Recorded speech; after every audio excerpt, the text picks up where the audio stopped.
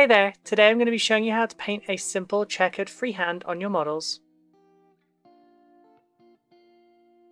In this example, I'll be using a tilt shield for a Dark Angel. First we'll start out with Hellspawn red and we'll pick out one of the corners. I prefer to start from here and I'm going to paint a small square and then another square at a diagonal to that. This doesn't need to be neat or perfect, we'll be refining these over time using thinned paints so that we won't add too much texture while we work.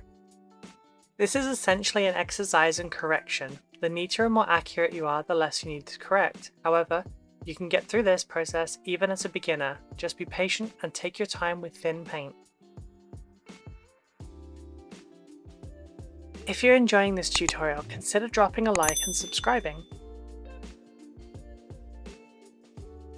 For the top half, I will give a second example. You can also paint in a grid system and then fill in the squares that you want to use. These squares will be larger than the ones that you did not fill in, but that is fine. We will go back in later and make those larger to match the base colour. I'll show you this more as I carry on.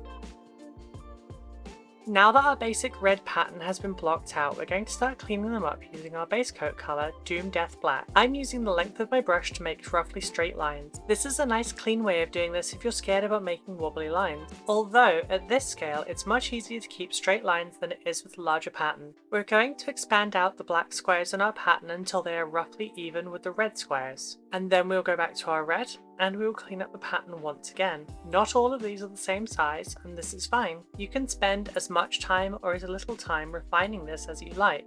4 feet away on a gaming table, you won't notice how neat it is, you'll just notice the pattern. I prefer to make sure that I start my pattern from the centre of the freehand and work my way outwards. This can leave your outer squares a smaller size like mine are here.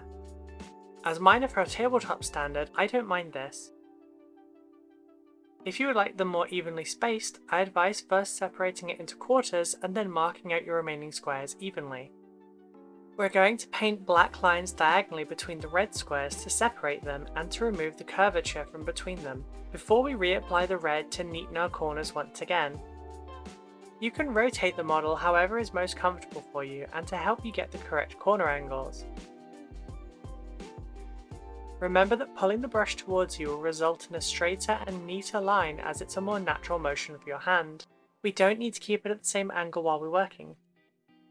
Now to bring it to life, we're going to start edge highlighting, and to do this we'll start with Dungeon Stone Grey to highlight our black. We're going to split the line down the centre of our tilt shield, and then we'll make our way around the perimeter edges with edge highlights.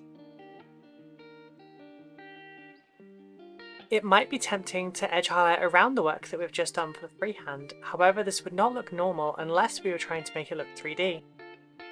Today we're going for a painted look, so we don't want that.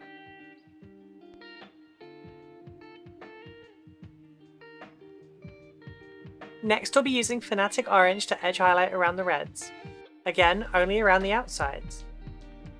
The final step is to do cleanup along the centre using Doom Death Black. Thank you to my patrons, it means so much to me that you choose to support me as I'm making these videos. And thank you to our latest member, Royal Krampus. If you'd like to get access to these tutorials a day early, get access to the members area of my Discord, or become a permanent part of my Dark Angels collection, please consider checking it out.